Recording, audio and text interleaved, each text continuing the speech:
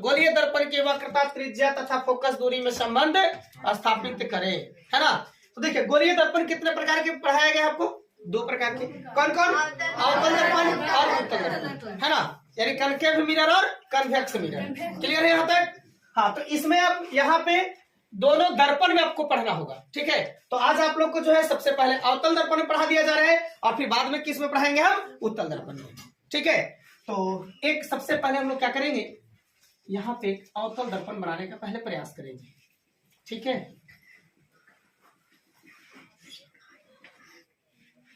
देखिए एक अवतल दर्पण है, तो अवतल दर्पण जो है बिना केंद्र से तो नहीं संभव है, नहीं है। तो केंद्र हो गया क्या? सी, और यहाँ पे हो गया ये दर्पण के मध्य बिंदु को हम लोग क्या बोलते हैं? ध्रुव, यानी पी से सूचित किया जाता है ना। अब इसके बाद बोलता है क्या कि इसमें हम लोग पहले बनाने से पहले फिगर को पूरा अच्छे से कंप्लीट करेंगे, ठीक है ना। तो ये प्रधान अक्ष पी से सी तक के जो सरल रेखा है इसको हम लोग बोलते हैं क्या? प्रधान अक्ष। क्लियर है ना? पी से लेकर के सी तक के जो सरल रेखा है इसको क्या बोलेंगे? प्रधान अक्ष। लेकिन वही दर्पण के ध्रुव पी और वक्रता केंद्र सी के बीच की दूरी को क्या बोलेंगे? तो वक्रता त्रिज्या बोलेंगे। उसको क्या बोलेंगे? वक्रता त्रिज्या, ठीक है ना। तो चलिए इसके समांतर सबसे पहले ऐसे खींचना है। किसके समांतर? तो प्रधान अक्ष या मुख्य अक्ष के समांतर एक किरण को हम लोग भेजते हैं और ये जाता है और दर्पण से परावर्तन के बाद ये टकरा करके ऐसे वापस आ जाता है। समझ में आ रहा है? टकरा करके वापस आ जाता है। तो जब आता है तो हम इसको लिखेंगे क्या? ए और बी। ए बी क्या है? आपतित प्रकाश की किरण है। दर्पण के बिंदु बी पर क्या होता है? आपतित होता है, टकराता, टकराने के बाद ये एक मुख्य फोकस एफ से होकर के गुजरता है। देख लीजिए आप, एफ से होकर के गुजरता है। क्लियर है तक? दर्पण के बिंदु बी से टकराता, टकराने के बाद मुख्य फोकस एफ से होकर के गुजरता है, ठीक है। अब एक में जो है परावर्तन जब हो रहा है तो इसमें एक अभिलंब भी बनेगा। और अभिलंब क्या करता है? दोनों को बराबर बराबर भागों में बांट देगा। किसको? आपतित किरण और परावर्तित किरण को, यानी कि दोनों को के बीच में बना जो कोण होगा आपतन कोण और परावर्तन कोण, ठीक है यहाँ तक। तो ये दर्पण का नाम हम लोग रख लेते हैं एक्स डैश, ठीक है। अब जो चीज इसमें हुआ है इसी चीज को आपको लैंग्वेज बना के लिख देना होगा, ठीक है ना। लैंग्वेज बनाना होगा। जैसे देखिए इसका हम लोग प्रूफ करते हैं, लिखते हैं एक अवतल दर्पण।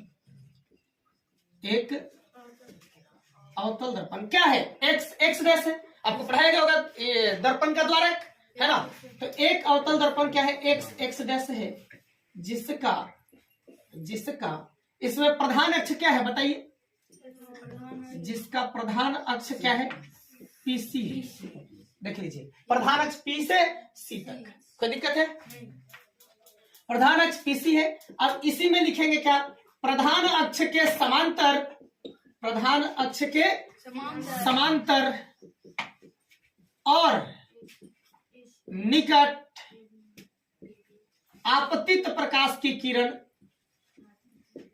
आपतित प्रकाश की किरण ए बी।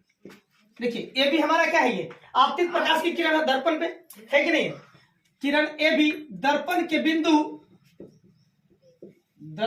बिंदु बी पर क्या करती है? टकराती है, यानी आपतित होती है और बिंदु बी पर आपतित होकर मुख्य फोकस एफ से, देखिए मुख्य फोकस यहां से टकराया, टकराने के बाद मुख्य फोकस एफ से होकर गुजर रहा है, ये लाइन है ना, यानी कि किरण, ठीक है, मुख्य फोकस एफ से होकर गुजरती है, एफ से होकर गुजरती है। क्लियर है? अब इसके बाद जो कंडीशन होने वाला है, ये आपका लैंग्वेज था। इस फिगर में क्या क्या चीज था इसको हमको लिखना था, है ना। और यहां पे एक चीज और भी लिखेंगे, बीसी दर्पण के बिंदु बी पर, दर्पण के बिंदु बी पर क्या है? अभिलंब है, अभिलंब। क्लियर है यहां तक? अब इसके बाद करना क्या है? इसलिए परावर्तन के नियम से आप बताएंगे कि प्रकाश के परावर्तन के दो नियम पढ़ाया गया था। एक आपतित किरण परावर्तित किरण तथा आपतन बिंदु पर डाला गया अभिलंब तीनों एक ही तल में होते हैं। और दूसरा क्या पढ़ाया गया था, आपतन कोण और परावर्तन कोण सदैव समान होते हैं। पढ़ाया गया है ना तुम लोगों को। चलो देखो यहाँ पे, तो परावर्तन के नियम से आपतन कोण बराबर परावर्तन कोण, यानी कोण आई बराबर कोण आर हम लोग कह सकते हैं। और यहाँ पर जो आपतन कोण है ये आप देखेंगे कोण, देखिए ए बी सी, क्या इसका नाम रखेंगे, ए बी सी बराबर कोण आर, आर यहाँ पे परावर्तन कोण है, इसको लिखेंगे सी बी एफ। क्या लिखेंगे इसको, सी बी एफ। ये समीकरण है, कहां से आया है, तो परावर्तन के नियम से आया है ये, ठीक है। अब इसी तरीके से हम लोग अगला जो समझने का प्रयास करते हैं वो देखिए, आपको यहाँ पे पता चल रहा होगा ए बी ऐसे है और ये है सी, ये है एफ और ये है पी, यानी हम कह सकते हैं कि ए बी के समांतर एक रेखा क्या है, सीपी है। अब देखिए ना, ए बी के समांतर एक रेखा क्या है, सीपी या पीसी है। प्रधान अच्छा कि नहीं है। अब इसमें यहां से ऐसे ऐसे कर दिया है, ऐसे ऐसे कर दिया है ना। तो ये क्या हुआ, ए बी समांतर पीसी के लिए ये बीसी एक तिर्यक रेखा हो रहा है कि नहीं हो रहा है। तो जब तिर्यक रेखा हो रहा है तो ये बराबर ये कोणवा बराबर ये कोणवा, तो कोना कोनी कौन सा कोण पढ़ाए थे, एकांतर कोण है ना। कौन सा कोण, एकांतर कोण है ना। लेकिन एकांतर कोण में भी ये दोनों समांतर रेखा के अंदर है कि बाहर है, तो अंदर है, अंदर है, इसलिए इसको बोलेंगे क्या, एकांतर अंतः कोण, एकांतर अंतः कोण। कोई दिक्कत है तो बोलिएगा, नहीं है। यानी ए बी समांतर पीसी होने पे हम लोग कह सकते हैं कि ए बी सी जो है वो बी सी पी के बराबर होगा। तो यहां लिखेंगे हम लोग क्या, ए बी सी के बराबर होगा क्या, बी सी पी। क्लियर है तक? या बी सी पी के जगह पे हम बी सी एफ भी लिख सकते हैं। समीकरण 2 कहां से भाई, तो लिखेंगे कहां से, तो एकांतर अंतः कोण से। कोई दिक्कत है तो बताइए, नहीं है। अब ये समीकरण 1 और 2 को जब तुलना करेंगे तो देख लीजिएगा, एबीसी दोनों तो बराबर है, तो जब ये दोनों बराबर, जब एलएचएस बराबर तो आरएचएस भी बराबर है ना। तो लिखेंगे समीकरण 1 तथा 2 से, समीकरण 1 तथा 2 से क्या बचेगा, ये तो बराबर है ना, तो हम लिख सकते हैं क्या, कोण सी बी एफ बराबर बी सी एफ। ठीक है यहां तक।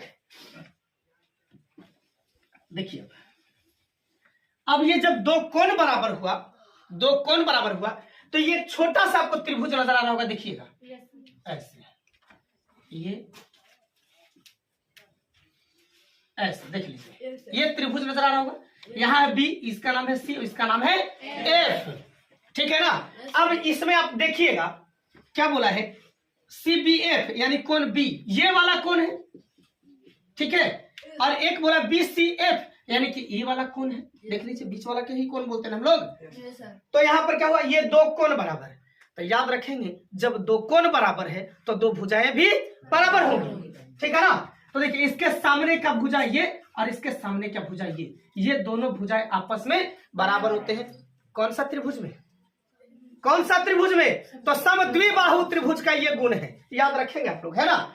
कौन सा त्रिभुज में, समद्विबाहु त्रिभुज में। याद रखना है जब दो कोण बराबर होगा तो दो भुजाएं भी बराबर होगी, ठीक है ना। तो यहाँ पे लिखेंगे क्या, अब देखिए लिखेंगे क्या, सी एफ बराबर क्या, बी एफ, या लिख सकते हैं बी एफ बराबर सी एफ। इसका समीकरण हम 3 नाम दे सकते हैं और बोलेंगे कहां से आया है, तो इसको लिखेंगे समान कोणों की सम्मुख भुजाएं समान होती है ना, समान होती है ना। समान कोणों की सम्मुख भुजाएं समान होती है, लेकिन समान के समान असमान नहीं, ठीक है ना, याद रखना है। तो जब दो कोण बराबर है तो दो भुजा भी बराबर है, कोई दिक्कत है। चलिए अब यहाँ पे हो गया, इसलिए ये कहाँ है, तो त्रिभुज का नाम लिखेंगे बी सी एफ, देख लीजिए लिखेंगे। इसलिए हम कह सकते हैं कि त्रिभुज बी सी एफ एक कैसा त्रिभुज है, समद्विबाहु त्रिभुज है। सही बात है ना, समद्विबाहु त्रिभुज है। अब हम कह सकते हैं अगला क्या, इसके बाद ये तो हमको एक आ गया। अब दूसरका में बोलेंगे कि बी एकदम पी के एकदम निकट हो, यानी दर्पण छोटे द्वारक का हो, है ना, ऐसा बताया गया होगा। लिखेंगे यदि बी पी के निकट हो या दर्पण छोटे द्वारक का हो, छोटे द्वारक का हो, तो देखिए छोटे अगर द्वारक का अगर होगा तो जितना हमको बी से लेकर के एफ तक के जो यहाँ पर क्या है ऊंचाई होगी, तो ये जो दूरी होगी ये लगभग पी से एफ तक के बीच के दूरी भी हो जाएगा। यानी इस भुजा की लंबाई जो है लगभग इस भुजा के लंबाई के बराबर हो जाएगा। हाँ, कब? जब दर्पण छोटे द्वारक का होगा तब। तो हम लोग लिख सकते हैं क्या, बी एफ बराबर पी एफ। इस समीकरण 2 वो भी पूरा नहीं है भाई, वाह, लगभग में है, याद रखना है। समझ में आ रहा था, लगभग में बी एफ बराबर पी एफ। ठीक है, अब आ रहा है क्या, इस समीकरण 4 हो गया भाई, समीकरण 4। तो अब इसको मिटा देते हैं, तो फिगर के लिए कोई जरूरत नहीं थी, समझाने के लिए ऐसा बनाया गया था, है ना। तो अब हम लोग चलेंगे समीकरण 3 और 4 से। समीकरण 3 और 4 से बी एफ बराबर सी एफ, और इसमें बी एफ बराबर क्या है, पी एफ। यानी एल एच एस फिर से दोनों बराबर है, तो आर एच एस भी क्या होंगे, बराबर हो जाएंगे, है ना। तो लिखेंगे क्या, समीकरण 3 तथा 4 से, समीकरण 3 तथा 4 से, तो ये सी एफ बराबर क्या, पी एफ लिखेंगे, सी एफ बराबर पी एफ, समीकरण 5। अब कोई दिक्कत है यहां तक तो बताइएगा, नहीं ना है, समझ में आ रहा है सबको, आ रहा है आप लोग को भी ना। चलिए अब इसके बाद अगला जो कंडीशन है वो क्या करेंगे, अब लिखेंगे, हमको यहाँ सी एफ बराबर पी एफ भी नजर आ गया है ना। तो पूरा चलेंगे प्रधान अक्ष से, गांव के प्रधान सरपंच जी होते हैं, याद रखना है ना। प्रधान अक्ष को हम लोग क्या बोलते हैं, पीसी, है ना। यानी कि ध्रुव से केंद्र तक के बीच जो मिलाने वाली सरल रेखा है उसे ही हम लोग बोलते हैं क्या, प्रधान अक्ष, है ना। तो पीसी, हम इसको ऐसा भी तो लिख सकते हैं, P F plus C F लिख सकते हैं, P F plus C F. कोई दिक्कत है तो बताइएगा यहाँ तक, नहीं ना। अब पीसी को हम लोग खाली पीसी छोड़ देते हैं, पी एफ के जगह पे हम लोग यहाँ पे पी एफ भी ऐसे छोड़ रहे हैं, प्लस सी एफ। तो सी एफ के जगह पर भी निकाल के लाए हैं क्या, पी एफ। क्या निकाल के लाए हैं बच्चे लोग, पी एफ। कहां से, तो एक तकवा दीजिएगा बढ़िया से, समीकरण 5 से ऐसे लिख दीजिएगा, तो कोई का समझ में आ जाएगा कि सी एफ के जगह पी एफ कहां से लाया है, तो समीकरण 5 से लाया है। समझ में आ रहा है ना। तो चलिए अब इधर से पीसी बराबर छोड़ देंगे, एक पी एफ, तो एक पी एफ कितना हो गया, एक और एक 2 पी एफ ना। तो लिखेंगे 2 पी एफ, ठीक है। अब इसके बाद लिखेंगे परिभाषा से। तो भाई परिभाषा से कहने का मतलब क्या हुआ, तो यहां से लिखेंगे दर्पण के ध्रुव P और वक्रता केंद्र C के बीच के जो दूरी है उसी को बोलते हैं वक्रता त्रिज्या। क्या बोलते हैं उसको, वक्रता त्रिज्या, अर्थात PC बराबर R। हम आपको लिखवाए भी है परिभाषा में, PC बराबर R बराबर। अब यहां लिखेंगे 2 और PF, है ना। तो PF है, तो दर्पण के ध्रुव P और मुख्य फोकस F के बीच की दूरी को फोकस दूरी या फोकसांतर कहते हैं, है ना। पढ़ाया गया होगा, इसे छोटका F द्वारा सूचित किया जाता है। तो यहां भी लिख देंगे क्या, छोटका F।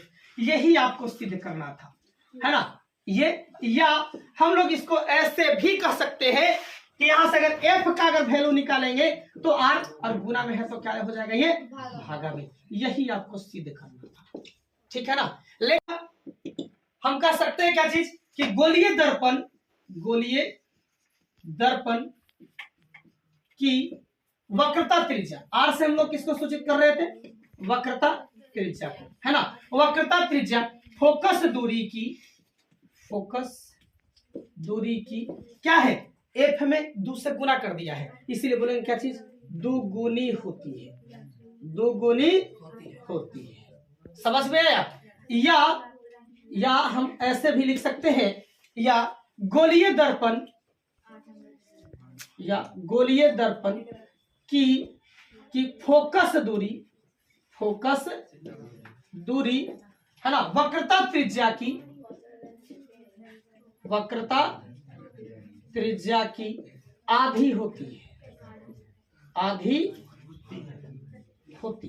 हम लोग इस कथन पे जब विचार करेंगे तो याद रखना होगा कि ये जो है ऑब्जेक्टिव के लिए इंपॉर्टेंट चीज है ना। ऑब्जेक्टिव के लिए इंपॉर्टेंट कैसे है वो देखेंगे आप लोग।